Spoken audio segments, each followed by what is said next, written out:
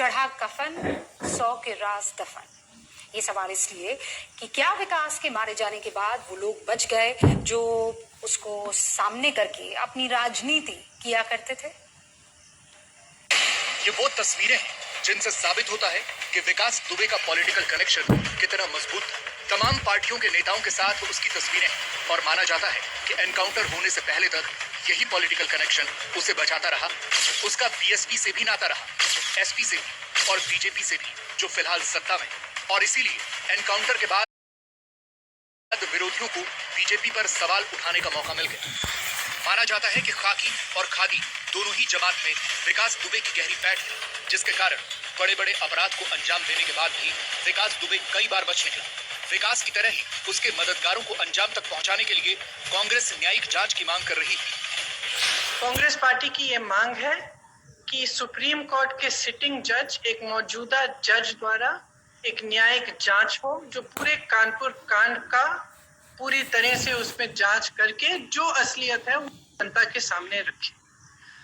जिन्होंने विकास दुबे जैसे अपराधी की परवरिश की, उन्हें पाला पोसा, उनकी असलियत सामने आनी चाहिए।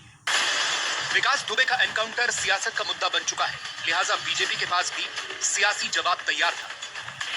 किसी एक व्यक्ति के साथ अपराध करने वाला तो छोटा अपराधी होता है, लेकिन पूरे देश के साथ अपराध करने वाला वो बहुत बड़ा अपराधी होता है। और आर्थिक अपराध करने वाला तो और बड़ा अधिक अपराधी होता है। मुझे लगता है कि अगर प्रियंका जी इस सवाल को स्वयं से करेंगी तो उनको उसका उत्तर मिल जाएगा। लेकिन कांग्रेस के सहयोगी भी मान रहे हैं कि एनकाउंटर स्क्रिप्टेड था, क्योंकि विकास के सरपरस्तों को बचाना था। आज इस एनकाउंटर में और या तथाकथित एनकाउंटर में सिर्फ विकास दुबे की हत्या नहीं हुई है, उसकी मौत नहीं हुई है। विकास दुबे के साथ तमाम जो सच बाहर आने थे उनका भी एनकाउंटर हो गया। तो बहुत मासूम सी एक पटकथा है। अब इसको हम लोग मान लें और आगे बढ़ जाएं।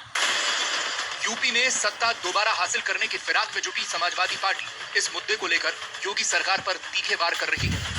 अध्यक्ष अखिलेश यादव ने ट्विटर पर लिखा, दरअसल ये कार नहीं पलटी है, राज खुलने से सरकार पलटने से बचाई गई है।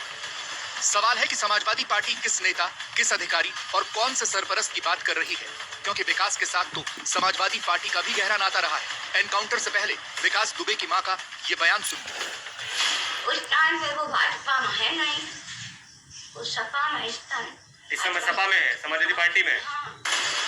और अब इन तस्वीरों को देखिए। समाजवादी पार्टी के पूर्व विधायक सतीश निगम के साथ विकास दुबे की तस्वीर है। अखिलेश सरकार में मंत्री रह चुके शिव कुमार बेरिया के साथ भी विकास दुबे दिखा था। हालांकि बेरिया अब शिवपाल यादव के खेमे में है। विकास दुबे की पत्नी ऋचा दुबे ने 2015 में समाजवादी पार्टी की सदस्यता ली थी और जिला पंचायत का चुनाव लड़ा था। लेकिन यूपी में सियासत गर्म है, क्योंकि विकास दुबे की बीजेपी नेताओं के साथ भी कई तस्वीरें सामने आ चुकी हैं।